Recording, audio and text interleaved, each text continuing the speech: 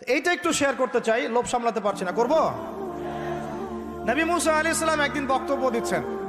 কি দিচ্ছেন? বক্তব্যকে আরবিতে খুতবা বলা হয়। তো একজন দাঁড়িয়ে বললেন, বনু ইসরাইলদের একজন, হে ইয়া মুসা, আপনি তো চমৎকার একটা বক্তব্য দিয়েছেন, আপনার চেয়ে কোনো জ্ঞানী মানুষ কি পৃথিবীতে এখন আছে? নবী মুসা আলাইহিস সালাম বলছেন, না, আমার জানা মতে আমার চেয়ে কোনো জ্ঞানী মানুষ এখন পৃথিবীতে নাই। স্বাভাবিক, কারণ তিনি তখন নবী, নবীর কাছে আল্লাহর ওহী আসে, তিনি সবচেয়ে জ্ঞানী হবেন, স্বাভাবিক। আল্লাহ রাব্বুল আলামিন বললেন, মুসা,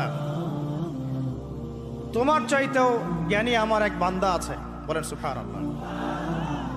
নবী মুসা আলাইহিস সালাম যখনই শুনতে পারলেন যে আমার চেয়েও জ্ঞানী একজন বান্দা আছেন, তিনি বললেন যে আমি তার সাথে দেখা করতে চাই, আমি তার সাথে দেখা করতে চাই। যুবকরা শোনেন, জ্ঞানী মানুষের সন্ধান পাওয়ার পরে নবী মুসা নবী হয়েও দূর দূরান্ত সফর করেছেন ওই জ্ঞানী মানুষের সাথে সাক্ষাৎ করার জন্য।